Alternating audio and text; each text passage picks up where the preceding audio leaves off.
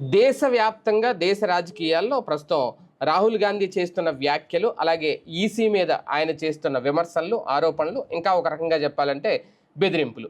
రేపొద్దున్న మేము అధికారంలోకి వచ్చిన తర్వాత ఏం చేయాలో అది చేస్తాం, ఇలాంటి వ్యాఖ్యలు చేయడం. ప్రధానంగా ఇక్కడ కీలకమైన అంశం ఒకటి, బీహార్ ఎన్నికల్లో ఓట్ల తొలగింపు అనేది ఖచ్చితంగా రాహుల్ గాంధీ పక్షం, కాంగ్రెస్ పక్షాలు ఒప్పుకోవట్లేదు. అదే నేపథ్యంలో దాదాపు వాళ్ళ ఓటింగ్ని కావాలని తీసేశారు అనే ఒక ప్రచారం అయితే చేస్తున్నారు. ఇక్కడ రెండు అంశాలు, ఒకటి ఈసీ నిర్ణయాలని వ్యతిరేకిస్తున్న నేపథ్యంలో, అలాగే ఈవీఎంలు కూడా తప్పుపడుతున్న నేపథ్యం, రేపొద్దున మళ్ళీ బ్యాలెట్ పేపర్ల ద్వారా ఓటింగ్ జరగాలి అనుకుంటున్న నేపథ్యంలో వీళ్ళిద్దరినీ కూడా, రాహుల్ని జగన్ని ఇద్దరిని కంపేర్ చేస్తున్నారు. ఇద్దరు ఒక జోడీ కాబోతున్నారా అంటే వాస్తవానికి ఇద్దరు ఒకే లైన్లో అయితే ఎప్పుడు వెళ్ళరు. కాంగ్రెస్ పార్టీ అంటే వైసీపీకి ఖచ్చితంగా జగన్కి బద్ధ శత్రువే. కాకపోతే వాళ్ళ ఆలోచనలు, నిర్ణయాలు ఒకటిగానే ఉంటున్నాయి అనే ప్రచారం అయితే జరుగుతుంది. నిజంగా ఇది రాహుల్తో, లేదంటే జగన్ రాహుల్ జోడీ కాబోతున్నారా అనేది ఒక ప్రచారం సోషల్ మీడియాలో. అదే నేపథ్యంలో ఈసీ నిర్ణయాలను పూర్తిగా తప్పు పట్టడం ఒక రకంగా. రేపొద్దున్న ఆంధ్రప్రదేశ్లో కూడా ఓట్ల తొలగింపు ప్రక్రియ అనేది ఎన్నికల ముందు జరిగితే ఏంటి పరిస్థితి అనేది కూడా ఒక చర్చ. ఇలాంటి సందర్భంలో ఏం జరగబోతోంది, అసలు రాహుల్ గాంధీ మాటల్ని, వాళ్ళ వ్యాఖ్యల్ని, ఆ పార్టీ చేస్తున్న నిర్ణయాల్ని ఎలా చూడాలి, ఇదే అంశం మీద చర్చించే ప్రయత్నం చేద్దాం. సార్, ఒకటి, బీహార్ ఎన్నికల విషయంలో కాంగ్రెస్ పార్టీ భయపడుతుందని అనుకోవాలా, లేదంటే నిజంగా ఈసీ తీసుకున్న నిర్ణయాలు, ఆ ఓట్ల తొలగింపు, లేదంటే ఈవీఎంల మీద వ్యక్తం చేస్తున్న అనుమానాలు ఎలా చూడాలి? ఇక్కడ దీన్ని ఎనాలిసిస్ చేయడంలో ఇప్పుడు ప్రస్తుతం ఎలా కావాల్సి వస్తుందంటే, నువ్వు రాహుల్ గాంధీ గొప్పోడు, ఆయన అద్భుతమైనటువంటి వ్యక్తి అని ఆలోచించి చెప్పాలి ఒకటి, లేదా మోడీ గొప్పోడు అని ఆలోచించి చెప్పాలి. అంతేగాని నిజమైన ఎనాలిసిస్ వాళ్ళ జనానికి అక్కర్లేదేమో అనిపిస్తుంది కొంతమంది వ్యక్తుల మనస్తత్వాలు చూస్తుంటే. ఇక్కడ పాయింట్ ఏంటంటే, రాహుల్ గాంధీ ఏమంటున్నాడు, దొంగ ఓట్లు చేర్చి మహారాష్ట్రలో గెలిచింది అంటున్నాడు. ఇక్కడేమో దొంగ ఓట్లు తీయద్దు అంటున్నాడు బీహార్. ఏంటి అసలు అది? అక్కడ ఓట్లు చేర్చారంటాడు, ఇక్కడ ఓట్లు చేర్చారంటే తీయద్దు అంటాడు. అది ఎట్లాగా? ఓట్ల చేరిక అతను చెప్పే ఆరోపణలో వన్ ఆఫ్ ద పాయింట్ ఏంటంటే, 5 ఏళ్లలో 4.5 ఏళ్లలో జాయిన్ అయిన ఓట్ల కంటే చివరి 6 నెలల్లో విపరీతంగా జాయిన్ అయినాయి ఓట్లు. ఎస్, మంచి పాయింట్ అది. ఇది చాలా గొప్పగా అనిపిస్తుంది. మామూలుగా న్యూట్రల్ వాళ్ళకు కూడా సమగ్రమైన విశ్లేషణ చేయకపోతే, మనం మోడీ మీద ద్వేషంతోనో లేకపోతే మనోళ్ళు ఓడిపోయారన్న కోపంతోనో ఆలోచిస్తే అది కరెక్ట్ అనిపిస్తుంది. కానీ మీరు ఆలోచించండి, మనం 4.5 ఏళ్ల పాటు రోజు ఓట్ల గురించి చూసుకుంటామా? మన ఓటు ఉందా లేదా, మనం వెళ్ళిన చోట ఓటు ఎన్నికల 6 నెలల ముందు ఓట్లు చేరడం అనేది ఏ రాష్ట్రంలోనైనా సహజమే. మరి అది కూడా ఎలాగుంటుంది, అక్కడున్న పార్టీల ఇనిషియేటివ్ మీద డిపెండ్ అయి ఉంటుంది. ఫర్ ఎగ్జాంపుల్ బెంగళూరులో ఉన్నదనుకోండి, బెంగళూరులో ఎవడు పట్టించుకోడు ఓట్లు చేర్చమని, ఎవరు లోకల్ పార్టీలు జేడిఎస్ లాంటి. కానీ కాంగ్రెస్ పార్టీ, బీజేపీ ఏం చేస్తాయి, వాళ్ళకి టీములు ఉంటాయి అక్కడ, తెలుగు వాళ్ళ టీమ్స్ వాళ్ళు ఇలా కొత్తగా వచ్చిన తెలుగు వాళ్ళతో మాట్లాడి, లేదా తెలంగాణ వాళ్ళతో మాట్లాడి ఓ టీమ్స్గా ఫామ్ చేసుకుంటారు వాళ్ళు అక్కడ. చేసుకుని ఆ టీముల పరిధిలో, అంటే వీళ్ళందరూ టీ పార్టీలో చేరుకుంటుంటారు అప్పుడప్పుడు. ఇది బెంగళూరులో ఉన్న తెలుగు వాళ్ళు, బెంగళూరులో ఉన్న తెలంగాణ వాళ్ళు, ఇట్లాగా ఇలా జరుపుకునేటప్పుడు ఇలా ఇతర ప్రాంతాల నుంచి వచ్చిన వాళ్ళందరూ కూడా అక్కడ కలుస్తారు. అలా వాళ్ళవన్నీ ఒక గ్రూప్స్ నడుపుతుంటారు. వాళ్ళు ఎలక్షన్స్కి ముందు వచ్చేటప్పటికి వాళ్ళు అక్కడున్న రాజకీయ పార్టీలతో లింక్డ్ అయి ఉంటారు కదా, వాళ్ళు మీకు ఓటు ఉందా లేదా, లేకపోతే ఏంటి, అర్రే ఎట్లాగా మా ఊళ్ళో ఉందండి, అది వదిలేసేయండి, ఇక్కడ పెట్టుకోండి, ఇక్కడ ఓటు వేయాలి కదా మీరు, ఇప్పుడు అక్కడికి వెళ్ళి వేయలేరు కదా, ఇక్కడ వేయండి, లేదా దీని తర్వాత జరుగుతుంది కదా, ఇక్కడ వేసి అక్కడికి పోండి మీరు ముందు అనేసి అక్కడ ఓట్లు చేర్పిస్తారు. వీళ్ళు పార్టీలే చేర్పిస్తాయి అక్కడ. నిజంగా ప్రజలు వెళ్ళి విప్లవాత్మకంగా ఓట్లు వేయడము ఉండదు. లేదా ఎన్నికల సంఘం ఒక 10 లక్షలు 25 లక్షలు దొంగ ఓటర్ ఐడి కార్డులు సృష్టించిస్తుందా? కామన్ సెన్స్ ఉండాలి కదా. ఓటర్ ఐడికి మస్ట్గా కొన్ని ప్రూఫ్స్ కావాలి కదా, ఆధార్ కార్డా, పాన్ కార్డా, లేకపోతే మనం ఏదన్నా వ్యాపారంలో ఉంటే వ్యాపారానికి సంబంధించిన సర్టిఫికెట్టా, లేకపోతే ఉద్యోగం చేస్తుంటే దానికి సంబంధించిన డీటెయిల్సా, ఇవన్నీ ఉండాలి కదా. ఇవన్నీ వెరిఫై చేసేది ఎవరు?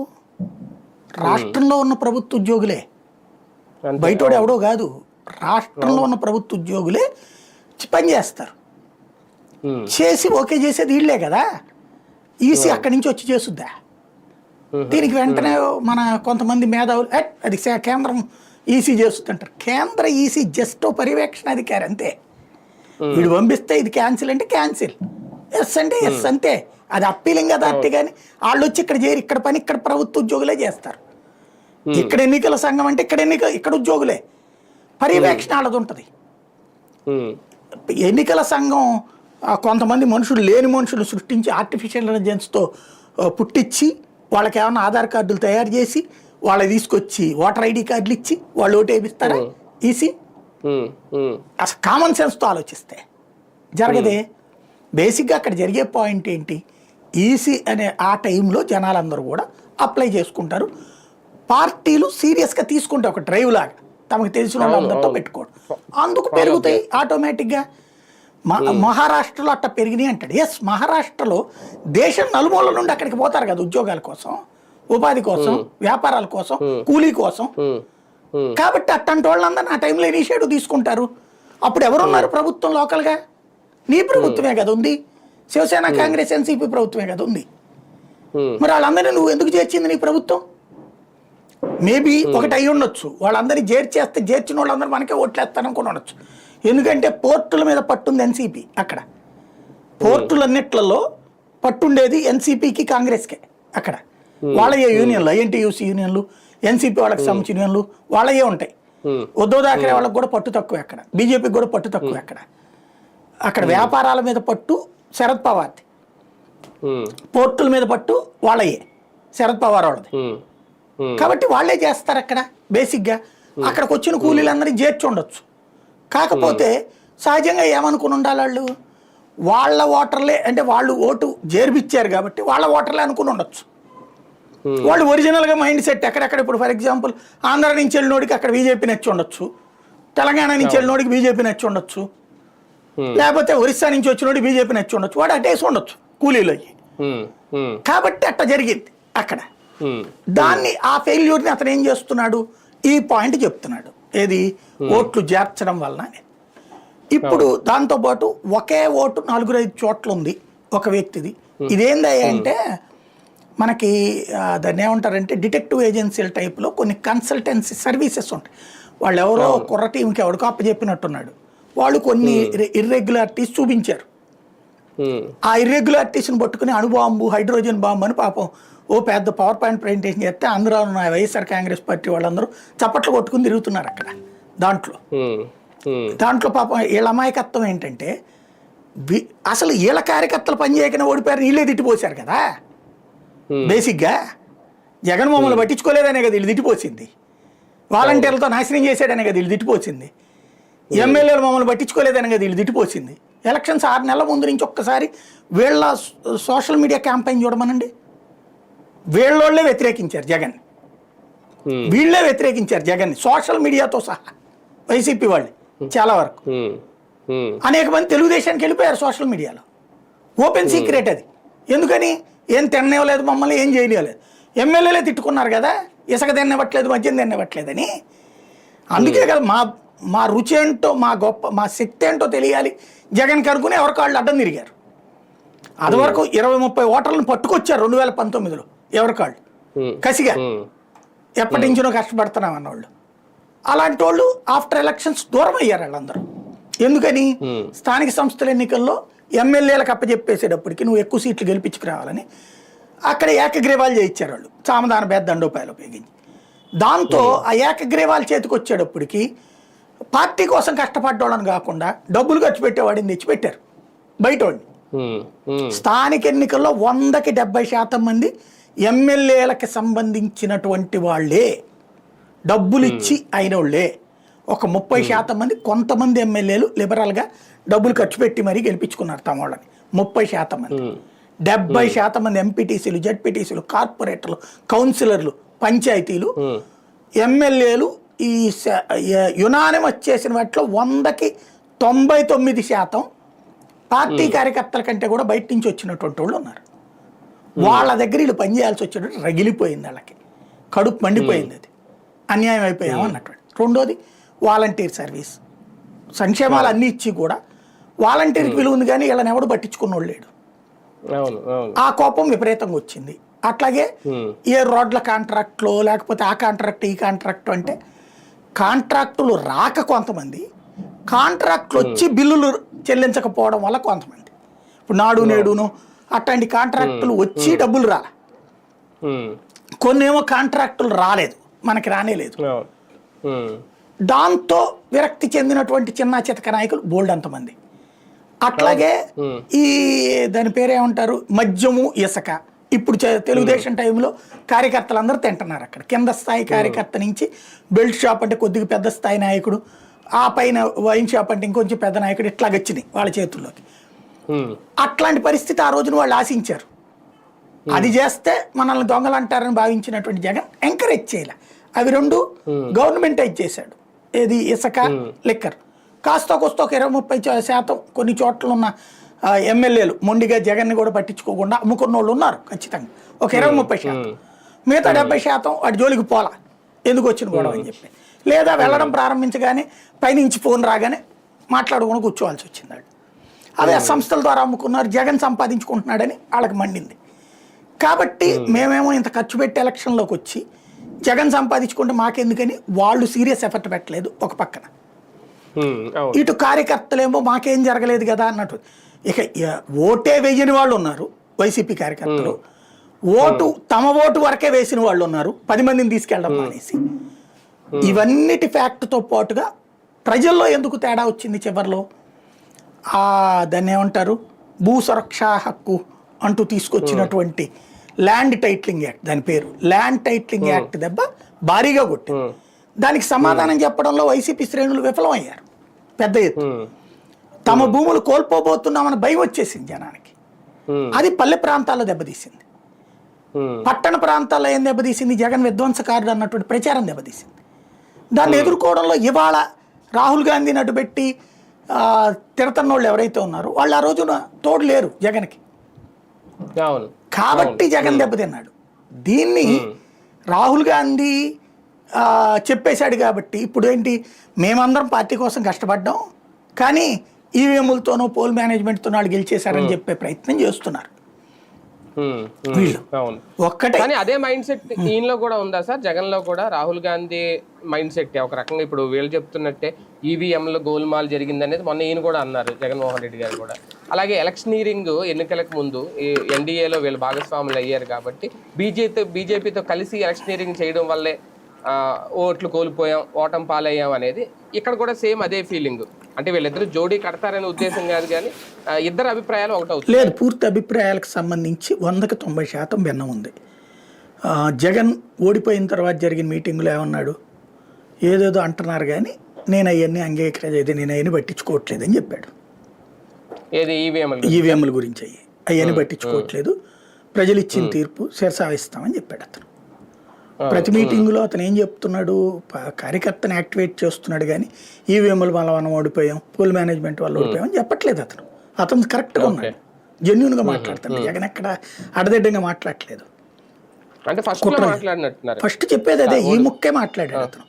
ఇట్లా అంటున్నారు కానీ భగవంతుడిగా తెలియాలన్నాడు. అది అంతే తప్పించి అతను స్ట్రెచ్ చేయలే. అది తెలుగుదేశం చేసింది ముందు, జగన్ చేయలే. అట్లాగా జగన్ ఆ విధంగా స్ట్రెస్ చేయలే. అంటున్నారు కానీ అయినా భగవంతుడే చూడాలి, నేనైతే ఇంత కష్టపడి 11 సీట్లు రావడం అనేది మాత్రం బాధేస్తుంది అన్నాడు. ఇంత చేసి ఇన్ని డెవలప్మెంట్ చేసి ఇట్లా ఇచ్చాము, వాలంటీర్ని పెట్టాం, పరిపాలనా సంస్కరణలు తెచ్చి ఇంత అద్భుతంగా ఇంటింటికి పరిపాలన అందించాక కూడా ఇంత దారుణమైనటువంటిది రావడం అనేది బాధేసింది. ఇట్లా ఈవీఎంలని అదని ఇదని అంటున్నారు కానీ అన్నట్టుండి అతను చెప్పుకొచ్చాడు. ఒకే ఒక్కటి, పోల్ మేనేజ్మెంట్లో మొన్నటిసారి వైసీపీ ఫెయిల్ అయ్యింది. పోల్ మేనేజ్మెంట్ జగన్ కరెక్ట్ ఆలోచన చేశాడు కానీ రివర్స్ ఆలోచన తెలుగుదేశం చేసింది. ప్రతి వ్యక్తికి సంక్షేమ పథకాలన్నీ ఇచ్చాం, 2,20,00,000 కుటుంబాలకి ఇచ్చాం కాబట్టి ఇంటికి ఒక ఓటేసినా మనం గెలిచేస్తామని జగన్ ఆలోచన.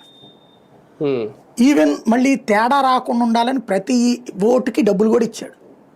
కొన్ని చోట్ల 1,000 రూపాయలు, కొన్ని చోట్ల 2,000 రూపాయలు. ఇది ఇందులో చాలా మంది డబ్బులు మింగేశారు ఎమ్మెల్యే క్యాండిడేట్లు. అంటే జగన్ క్యాట్ అనే పంపించాడు చాలా మందికి.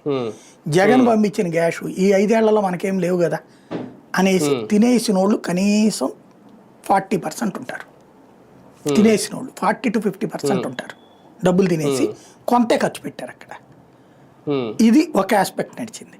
రెండవది వచ్చేటప్పటికి టీడీపీ జగన్తో పోల్చుకుంటే డబ్బులు తక్కువ ఇచ్చింది, జనానికి తక్కువ ఇచ్చారు. చాలా చోట్ల ఇవ్వలేదు అసలు డబ్బులు. ఏం చేశారు వాళ్ళు తెలివిగా? ఒకటి, టీచర్లు విపరీతమైన వ్యతిరేకతతో ఉన్నారు, వాళ్ళే పోలింగ్ సిబ్బంది, వాళ్ళతో అక్కడ పోల్ బూత్లో మేనేజ్మెంట్ చేసుకున్నారు. ఎట్లాగా? ఇప్పుడు కొంతమందికి కళ్ళు కనబడదు, కొంతమంది ఓటు ఎట్లాగా వేయాలో తెలియదు, సహాయకులుగా ఆ స్టాఫే ఉంటారు. వాళ్ళు అయ్యా నువ్వు ఇటు వచ్చి ఇటు ఓటే అంటారు పల్లెటూరులో. అట్లాగా మనం వెళ్ళి వేయడానికి ఉండదు అక్కడ. యాక్చువల్గా చాలా చోట్ల జరిగిన తెలివైన పని ఏంటంటే మామూలుగా సహాయకుని తీసుకెళ్ళచ్చు. ఈ కళ్ళు కనబడి మామూలుగా ఇళ్ళ దగ్గరే పెడతారు, మరి వయోవృద్ధులు నడవలేని వాళ్ళకి. మిగతా వాళ్ళు పోలింగ్ బూత్ దగ్గర సహాయకుని తీసుకెళ్ళచ్చు. అదొక మళ్ళీ ఫామ్ పూర్తి చేసి చేయాలి, అదంతా తెలియదు. అది అట్లాంటి సిస్టమ్ పెట్టుకోవాలి అక్కడ. అది చేయలే. వాస్తవంగా మొన్న ఒక కార్పొరేట్ స్టైల్ ఆఫ్ ఫంక్షనింగ్కి వెళ్ళాడు జగన్, రాజకీయ ఫంక్షనింగ్ కాకుండా. ప్రతిదానికి ఒక టీము వాళ్ళు డబ్బులు ఖర్చు పెట్టేశారు, డబ్బులు విపరీతంగా ఖర్చు పెట్టారు. ఆ టీములు ఏమి పొలిటికల్ కాదు, వాళ్ళు ఒక కార్పొరేట్ ఉద్యోగుల టైప్ వాళ్ళు. లైక్ అదేది ఇలా ప్రశాంత్ కిషోర్ వాళ్ళ టీం ఉంది కదా, దాని పేరు ఏంటి అదేదో ఉంది కదా వీళ్ళది, ఐపాక్ లాంటి వాళ్ళు ఉన్నారు. అవన్నీ చేసినాయి ఈ డబ్బులు పంచే వ్యవహారాల్లో, వీట ఎమ్మెల్యేల గురించి డీటెయిల్స్ చెప్పడాల్లో, ఇట్లాంటివన్నీ కూడా. 2019లో దానివల్లే గెలిచాను అనుకున్నా, 2019లో వాళ్ళ వల్లే ఓడాడు. ఇచ్చే ఫీడ్బ్యాక్లు ఈ వ్యవహారాలు. అందులో ఏమైంది, ఈ పోల్ మేనేజ్మెంట్లో ఒక పార్ట్ ఏంటి, ప్రతి బూత్ కమిటీలో కమిటీ ఉండాలి. ఈ కమిటీకి ఆ బూత్ పరిధిలో ఉన్న ప్రతి ఇంటి వాళ్ళ గురించి పరిచయం ఉండాలి. ఇతను మంచి ఆలోచనే చేశాడు, వాలంటీర్ని పెట్టడం. ఆ వాలంటీర్తో పాటుగా ఏదో గృహసారథో ఏదో పెట్టాడు కదా, వాళ్ళ ద్వారా ఇళ్ళోళ్ళందరితో ఇంటరాక్షన్ ఉండాలి. ఆ గృహసారథుల్ని ఇక్కడ పెట్టుకోవాలా పోలింగ్ బూత్ ఏజెంట్లుగా. వాళ్ళు ఏ అక్క వచ్చావా దా అక్క అన్న, ఇది పోలింగ్ బూత్లో ఉండే సహజ సిద్ధమైన డైలాగ్. వచ్చావా అక్క, స్నానం అయిపోయిందా అన్న, ఇది వస్తున్నాడా లేదా, ఇట్లా మాట్లాడుకుంటారు అక్కడ. ఇదివరకు వినేవాళ్ళం మనం, ఇప్పుడు అట్లా లేదు. ఏదో గవర్నమెంట్ ఎంప్లాయీ టైప్లో కూర్చున్నారు ఏజెంట్లు కూడా, వైసీపీ వాళ్ళు చాలా చోట్ల. ఈ ఇట్లాంటి సహాయకులు ఇవన్నీ ఏం చేస్తారు, అక్కడ ఒక ఇది ఉంటుంది, ఎవరికళ్ళ ఆఫీసులు ఉంటాయి, పోలింగ్ ఆఫీసులు. అక్కడ ఈ ఓటర్ స్లిప్పులు పంచడం, ప్లస్ ఈ ఇట్లాంటి సహాయకుడిని అరేంజ్ చేయడమా, ఆటో వచ్చి పంపించి తెప్పించుకురావడమా, ఇట్లాంటిది పోల్ మేనేజ్మెంట్ అంటారు. అది వైసీపీ 70-80% ఈసారి చేయలే. ఎవరికాళ్ళు ఇగోకపోయారు, లేదా ఆడిగేంది మనం చేసేది ఈడికేం చేసేది అనే రూట్లో ఉన్నారు. ఒకసారి వాళ్ళు క్రాస్ చెక్ చేసుకుంటే తెలుస్తుంది. అది గ్రౌండ్ లెవెల్లో నేను ఆ రోజున ఎలక్షన్స్ అప్పుడు అబ్జర్వ్ చేసిన సినారియో ఇది. ఇంకోటి, పోలింగ్ క్యూ లైన్లలో పోల్ మేనేజ్మెంట్ అంటారు. మనం ఆ లైన్లో నుంచి మాట్లాడుకుంటూ ఉంటారు, కూర్చుని ఏం మాట్లాడకుండా ఉండరు కదా. మాట్లాడుకునేప్పుడు ఆడి పాలన మరీ దరిద్రంగా, ఈ జగన్ గారి పాలన దించడానికి నేను ఒరిస్సా నుంచి వచ్చాను అని ఒకళ్ళు, నేను విన్నా కళ్ళ ఎదురుకుండా. ఆ రోజున పాజిటివ్గా మాట్లాడినాడు ఒక్కళ్ళు లేడు ఆ క్యూ లైన్లో. అప్పుడే నాకు అర్థమైంది ఓడుతున్నారు అనేటట్టు. అంటే అదేంటి క్యూ, మనకి మిగతాదంతా ఒకటి పరీక్ష రాసే టైం, అది ఆ టైంలో మన మీద ఇంపాక్ట్ పడే తెలివితేటలు ప్రదర్శించారు. ఇక్కడ ఈ టీచర్లు వీళ్ళు ఉండేటప్పటికి సహాయకుడిని లేరు కదా, ఈ సహాయకుడు బదులుగా సహాయకుడిని రానిలే వీళ్ళు లోపలికి. ఎక్కడ దాకా తీసుకురావడమే సహాయకుడి పని, ఓటేసే చోట మేము ఉంటాం సహాయకులుగా, మీరు వెళ్ళిపోండి అన్నారు, బయట నుంచో పెట్టారు. ఆ సహాయకుడి పాత్రలో వీళ్ళు ఉన్నారు. వాళ్ళు ఆ ముసలోళ్ళు ముతకోళ్ళు పాపం జగన్కే ఏమంటారు, వీళ్ళు సైకిల్కో కమలానికో లేకపోతే దీనికో గుద్దేసేసి గ్లాస్కో వేసాం, జగన్కే వేసేసామని చెబుతారు. ఇట్లాంటిది పోల్ మేనేజ్మెంట్ అంటారు. రెండవది, మధ్యాహ్నం ఇప్పుడు 3 టర్మ్స్ చూసుకోవాలి. ఈ ఉదయం 11 ఆ టైంకి పోలింగ్ అయినా చూసుకోవాలి, మన లిస్ట్ చూసుకోవాలి. చూసుకుని ఎవరెవరు రాలేదు వాళ్ళ ఇళ్ళ దగ్గరికి అర్జెంట్గా వెళ్ళాలి, ఏంది ఇంకా రాలేదనేసి. ఇది ఎవ్వడు పట్టించుకోవాలి. 11ంటికి ఒకసారి చూస్తారు, 3ంటికి ఒకసారి చూస్తారు, 4ంటికి అర్జెంటుగా అవసరమైతే ఆటోలు వేసి తీసుకురావాలంట. ఇది అసలు ఎక్కడ చేశారు పోల్ మేనేజ్మెంట్ ఈసారి? టీడీపీ చేసింది పర్ఫెక్ట్గా, అది పోల్ మేనేజ్మెంట్. టీడీపీ చేసింది, జనసేన చేసింది. గోదావరి జిల్లాలో కానీ జనసేన పోటీ చేసిన చోట్ల ఈవెన్ టీడీపీ వాళ్ళకి సహకారంగా జనసేన వాళ్ళు చేశారు ఆ పనులు చాలా చోట్ల. పోల్ మేనేజ్మెంట్ వాళ్ళు పర్ఫెక్ట్గా చేశారు. వీళ్ళు ఇగోకు పోయారు, మనకు వచ్చేస్తేలే అనేటటువంటి ఓవర్ కాన్ఫిడెన్స్. 175 అనే సిద్ధం సభల సక్సెస్తో అటుకు పోయారు. రెండోది మమ్మల్ని పట్టించుకోవట్లేదు అన్నటువంటిది తెలియాలే మా రుచి ఏంటో. వీళ్ళు ఏమనుకున్నారంటే జగన్ ఓడిపోవాలని కోరుకోలే, జగన్ గెలవాలి కానీ మెజార్టీ తగ్గాలి, అప్పుడు తెలిసి వస్తాయి ఆయనకి ఏ 100 సీట్లు రావాలి, మన నియోజకవర్గాలు ఓడిపోవాలి. మన నియోజకవర్గాలు జగన్ ఓడిపోతే జగన్కి తెలుస్తుంది, మనం అందరం లేకపోవడం వల్ల. అందుకని అందరూ అనుకున్నారు, చివరికి మధ్యలో ఇది ఎగిరిపోయింది అనమాట. ఇది అక్కడ జరిగింది. ఇప్పుడు ఇతను రాహుల్ గాంధీ చెప్పే పాయింట్లలో ఒక అతను ఎవరితో చెప్పాడు 4 రాష్ట్రాల్లో ఓటుందని. అతను చెప్పాడు శుభ్రంగా, అయ్యా నేను ముంబై వాడిని, నేను ఏదో ఉత్తరప్రదేశ్ వాడిని, ముంబైలో ఉద్యోగం చేశా, తర్వాత అహ్మదాబాద్లో ఉద్యోగం చేశా, అక్కడ ఉన్నప్పుడు అక్కడ ఓటు అడిగాను, ఇప్పుడు నేనే ఉన్నా. సింపుల్ అనమాట. మేము ఒక ఏరియాలో అద్దెకున్నాం, 5 ఏళ్లలో 3 చోట్లకి మారా. ఒకప్పుడు ఈ 3 చోట్ల నాకు ఓటర్ ఐడి వస్తుందిగా. మనం సాధారణంగా ఓటర్ ఐడిలో తీసేయమంటాం, పాతది తీయరు వాళ్ళు, ఆన్లైన్లో కూడా పెడతాం. నేను ఆన్లైన్లో హైదరాబాద్లో ఓటు అప్లై చేసినప్పుడు విజయవాడ తీసేయమని పెట్టా, తీయలా నాకు. అక్కడ మాత్రం వచ్చింది, హైదరాబాద్ వచ్చింది, విజయవాడ తీయలే. ఇక్కడ అంతే ఉంటుంది. ఇప్పుడు నేను వేరే ఊళ్ళో ఉన్నా అనుకోండి, మళ్ళీ సేమ్ అట్లాగే. ఓటర్ ఐడిలో వచ్చిన సమస్య ఏంటంటే తీసేయమన్న వాటిని పట్టించుకోరు. ఇంకోటి అసలు తీయమని అడగరు చాలా చోట్ల. మనకు కొత్తగా ఈ ఏరియాలో ఉన్నాం కదా, ఇక్కడ ఓటు కావాలని అడుగుతాం, కానీ పాత తీయమన్నారు. ఇది పోవాలంటే ఏం చేయాలా, ఆధార్ అనుసంధానం చేయాలి. కొత్త అప్లికేషన్ పెట్టగానే పాతది డిలీట్ అయిపోయేటట్టు ఉండాలి, ఆటోమేటిక్గా ఉండాలి. నేను ఈ ఊళ్ళో ఉన్నా, నేను రేపు హైదరాబాద్ వెళ్ళా, ఓటుకి అప్లై చేశా, నా ఓటర్ ఆధార్ అనుసంధానం చేశా అంటే నేను ఓటర్ అడగగానే వెళ్ళిపోద్ది, వెంటనే దేశంలో ఏ మూల ఉన్నా నా ఓట్లు వేసిపోవాలి, ఇక్కడ ఒక చోటే ఉండాలి. ఇది ఏ పెట్టచ్చు అందులో, దీనికి ఒప్పుకోమనండి. అదే కదా పెడతానంటే వద్దండి వీళ్ళు. అది బీజేపీ పెడతానంటే వద్దంటున్నారు కదా వీళ్ళు. ఎందుకు వద్దంటున్నారు? వీళ్ళందరికీ కావాల్సింది ఒకటండి, పాత ఎలక్షన్ సిస్టమ్కి వెళ్ళిపోవాలనుకుంటున్నారు, బ్యాలెట్ సిస్టమ్కి.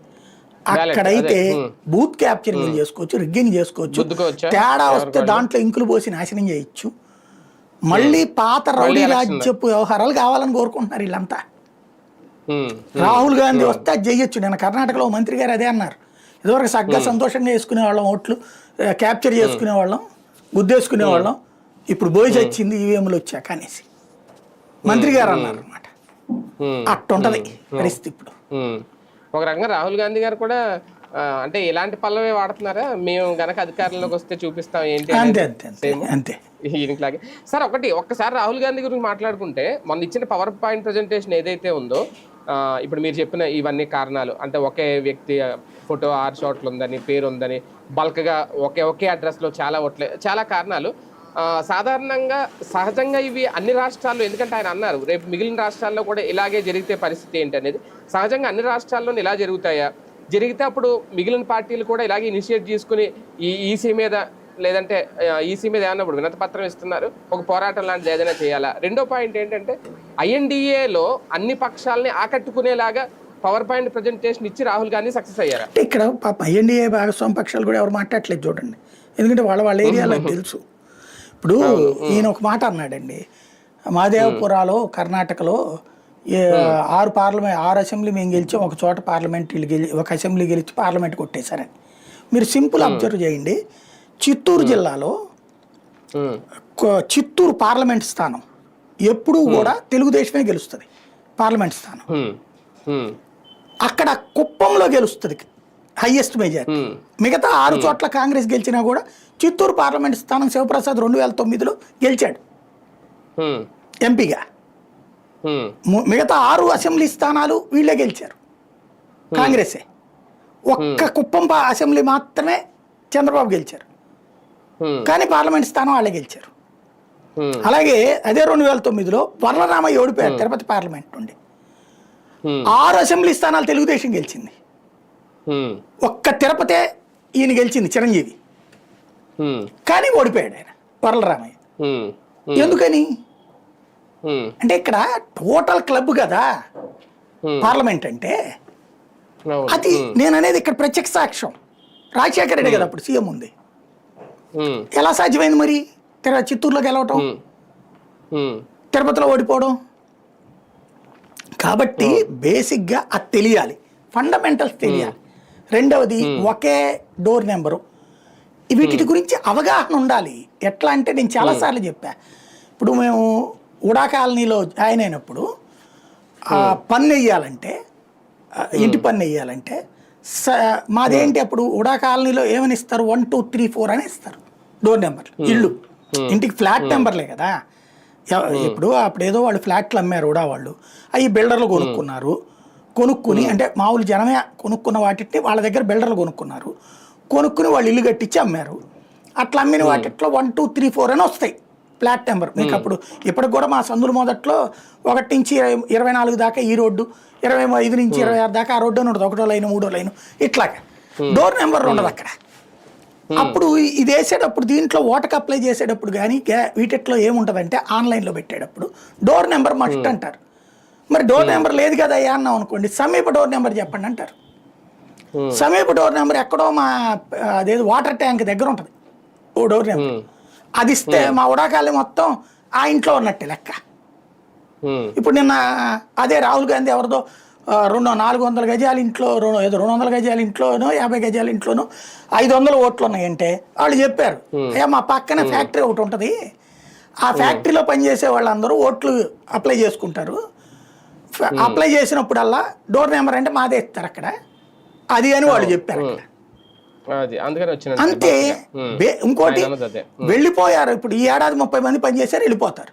మళ్ళీ ఇంకోటి 30 మంది వస్తారు. ఈ 30 పోవు ఓట్లు, ఈ 30 వస్తాయి కొత్తవి.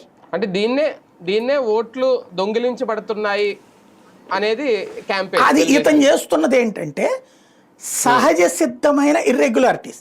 దీనికి పరిష్కారం ఏంటి? ఒకే ఒకటి, దేశవ్యాప్తంగా very simple logic, voter Aadhaar అనుసంధానం, ఆటోమేటిక్ డిలీషన్. ఓటర్ ఆధార్ అనుసంధానం చేశాక కొత్తగా అప్లై చేసుకోగానే పాత ప్లేసులన్నిట్లలో డిలీట్, ఆల్ డిలీట్. ఎక్కడో ఒక చోట ఉండాలి అంతే. యాజ్ ఫర్ నామ్స్ ఏంటంటే 6 నెలలు మనం ఎక్కడ ఉంటామో అక్కడ ఓటు ఉండాలి.